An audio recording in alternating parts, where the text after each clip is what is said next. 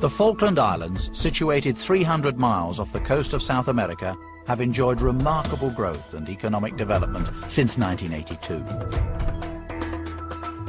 Today, the population of almost 3,000 inhabitants have a lot to be optimistic about.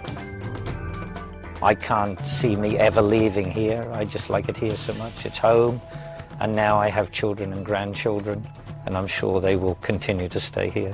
It's beautiful, it's pure, there's no pollution, we've got no drug abuse, there's virtually no crime, and I mean, it is a stunning place to live. You just have to look round Stanley now and look at the thriving retail sector, for instance. There was none of that, really, before the conflict. This is the story of how the Falkland Islands transformed themselves into one of the United Kingdom's most dynamic overseas territories.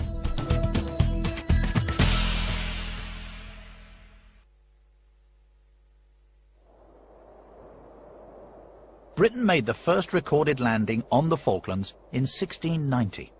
There has been peaceful and continuous British administration there since 1833, except for the 74 days of Argentine occupation following the invasion in 1982. Prior to that conflict, the economy was in serious decline.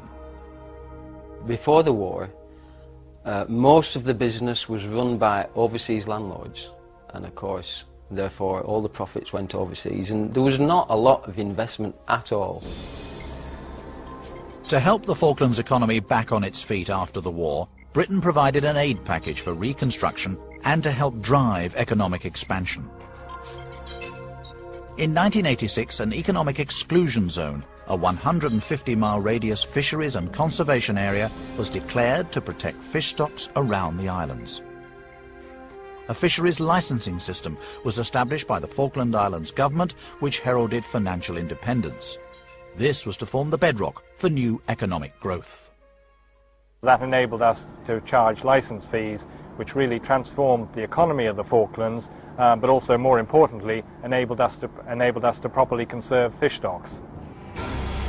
For the first time, Falkland Islanders were able to protect their waters economically and environmentally, safe in the knowledge they had the UK's support and backup. We're able to ensure that vessels only catch what they're supposed to, that they report their catches properly, and we're able to impose conservation measures to ensure that fish stocks are protected. It was the issuing of these licenses and the income that they generated that was to change the Falklands' fortunes. Our revenue, government revenue, went up significantly from around 5 to 6 million a year to over 20 million a year.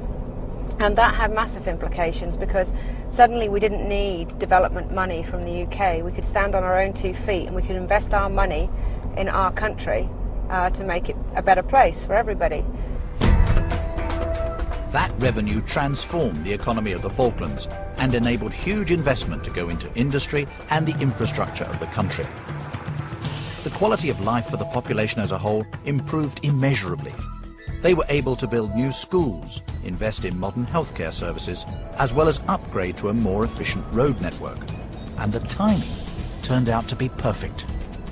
At the same time as the economic exclusion zones were declared, the wool market collapsed, and this was really bad news. I mean, the wool had been the primary industry in the Falklands until 1982, so that was very fortuitous that we then had the cash available to actually help that industry. This gave a new lease of life to the farming community, enabling it to take the necessary steps to diversify and keep up with the demands of the world market. The opening of an abattoir built to EU standards allows for the first time the export of meat from the islands. We produce meat of very high quality to get that EU approval, and we've built up our meat export industry so that annually at the moment we export about 320 tonnes of meat to the EU each year, and hopefully that number will grow.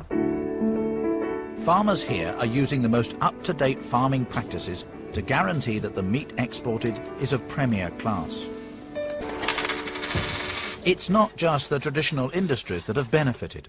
Investment into the islands has encouraged a whole range of first-time businesses to start up with great success. Lots of opportunities for a new wave of entrepreneurs have come about, some of whom have emigrated to the islands. And the whole place is thriving because of it. There's no unemployment. You know, there's a lot of locally owned businesses here, which is great for the taxman. Not so good for us. But you know, it really is thriving. The islands are now virtually self-sufficient economically, with a thriving private sector and high-quality public services and amenities. They have a highly developed democracy, including internal self-government, with the right to determine their own future. The exploitation of oil deposits offshore could prove to be the Falkland Islands' most lucrative industry yet. The Falkland Islands needs to look at its long-term economic sustainability, and fisheries done us very well, but for the longer term we might well need to look at offshore hydrocarbons for our future. Licensed areas are well away from the coastline to prevent damage to the delicate ecology of the islands. The protection of their spectacular wildlife is paramount, but the impact on the Falkland Islanders themselves also has to be considered. Income coming in would have quite an impact on people's lives, and the government would have to think about how to spend that income on the infrastructure here. If oil is found in sufficient quantities, the Falkland Islands government has pledged to increase its contribution to the cost of keeping a military presence here. Although the Falkland Islands are self-sufficient in every other way, the garrison's upkeep is funded by the UK. But at less than 0.5% of the MOD budget, it's money well spent.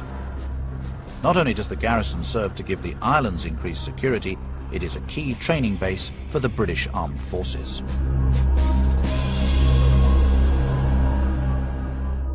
Good morning. Hello. The Falkland Islands have become an attractive destination for tourists, with numbers of visitors increasing every year. Well, no, absolutely not. Welcome to Stanley.